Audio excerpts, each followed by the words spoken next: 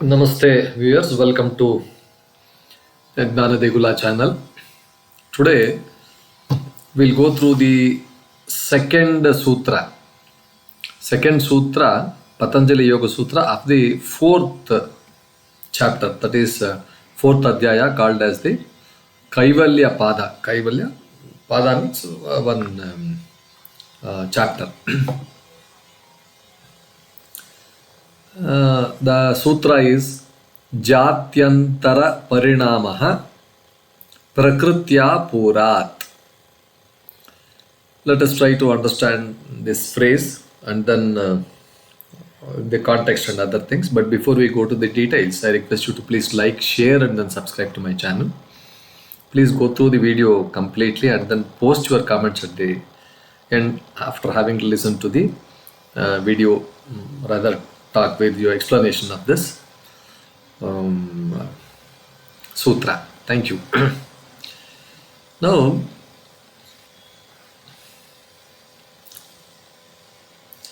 the sutra is jāty-antara-pariṇāmaḥ prakṛty-āpūrāt. Prakṛty-āpūrāt. That means prakṛti-āpūrāt, something like that. Let's see the meaning. Here, jāti.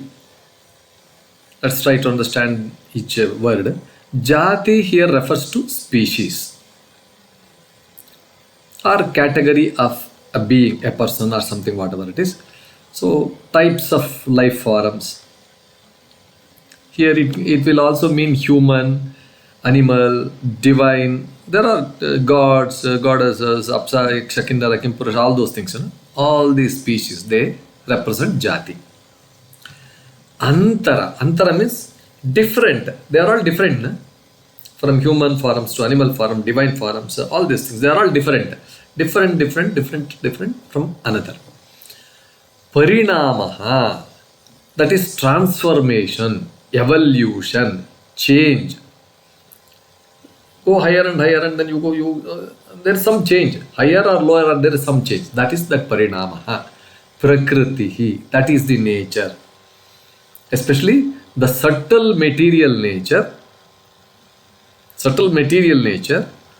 this body, human body, that is another thing. This includes the mind and energy. See, now Prakriti is the creative energy behind all change. So this is Prakriti. That is how it is to be understood.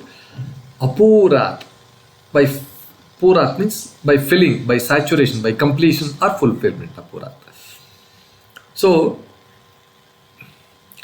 transformation into another species, another kind, another type occurs due to saturation or fulfillment of the underlying potential of nature, something like that. Now, here Patanjali explains how one changes or how one species evolves into a new form or new species. From one species to another species, how it evolves. Not just physically also, but in terms of that consciousness, in terms of spiritual capacity, in terms of subtle energies also, even among the same species also. Even there are a lot of people, there are various strata of people, from different strata, how the change occurs. That is what he means. Each living being has an inert nature, or inherent nature, which is specific to him, or which is Prakriti, made up of qualities, that is gunas, sattva, rajas, tama, guna, that three gunas, mixture, it is all mixture, and karma and tendencies. Some tendencies, you have some tendency to do something. So each living being has an inherent nature. When a person lives, when a person is living, he learns, he purifies, he develops their inner qualities fully. Slowly he will develop. Over a period of time, he will develop all his qualities. Their nature becomes saturated.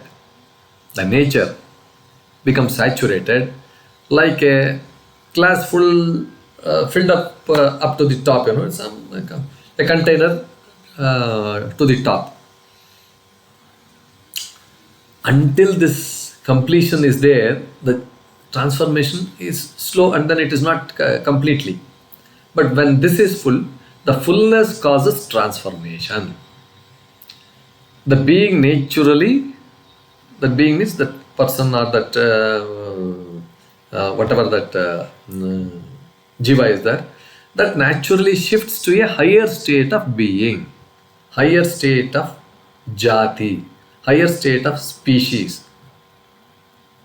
So this could be a more evolved human, spiritually mature, a celestial or divine being like Deva, God, Apsa, Yaksha, Kinnara, Kippurja. We all have defined so many things that way, or even reaching enlightenment also, total enlightenment. This change is not random. It doesn't come just like that. It is based on inner evolution. It is slowly happening. Of course, it depends upon your efforts also. It's not just outer actions, it is inner evolution. So here, the spiritual evolution isn't forced. It happens naturally when a being is fully develops what's within, what is this. So now supposing if I want to take up some great medicine, I want to become a doctor, slowly over a period of time, 5 years, 6 years, 7 years, I study that and then I become that. If I want to become an engineer, I study that course, I study that and then go to college, do all those things, and then slowly after 5 years I become an engineer. So this is how it. I want to become a musician, I will start learning music from the basics and then slowly after some time, after a few years, I will become a musician. That is how. It happens naturally. Overnight I will not become. That is what he means.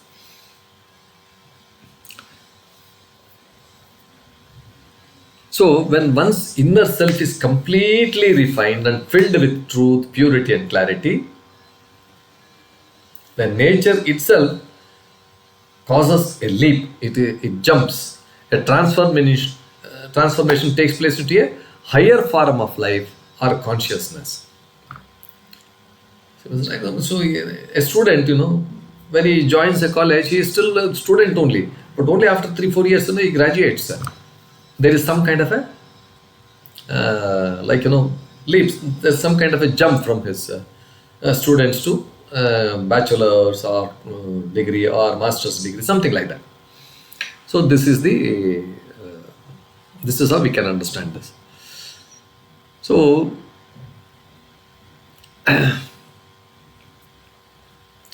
mystic powers have multiple sources. See, this is again reiteration of the previous sutra. Some people are born gifted, janma, because of the past life effect. So this sutra has got linked to this previous sutra. Of course, we have explained the previous sutra, but let's try to go through it again. So here the mystic powers have multiple sources. To attain that, some people are born gifted because of the past life effort. Because we believe in this karma theory, karma and punarjanma. So we have to, this is more logically, it is more logical in thinking that way. So some people are born gifted because of the past life effort. Others use herbs, drugs, aushadhi to alter the body, mind and unlock powers. It is risky and temporary, very risky and temporary. It may be disastrous also. Mantras, powerful sound vibrations, awaken inner forces. Tapas, austerities like fasting, silence, celibacy can help purify and discipline the body and mind. Tapas and Samadhi, deep meditation. That is the highest and safest method to unlock Siddhis and higher perceptions. So these are all the means. So what he says is these are all the means. They are not the goal. They are not the end what we want. See, transformation is equal to evolution to higher reality. What is transformation? When someone saturates their nature, fully develops their inner potential, they naturally move into a new category of existence.